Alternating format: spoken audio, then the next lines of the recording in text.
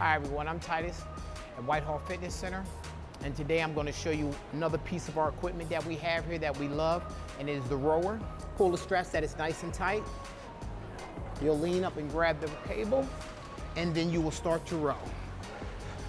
And notice there on the bottom you can change the resistance of the water. To adjust the resistance, you'll just grab this and then you'll just push it down to a number. You do have the handles up here to where if you want to put more resistance, you go ahead and hit the plus button or you'll hit the negative button. Now everyone, this is a great workout machine and it will really help you to reach your cardio goals. If you stay on this machine for a good 15 to 20 minutes, believe me, you will get an awesome workout. And there we go. Nice, great workout for the day.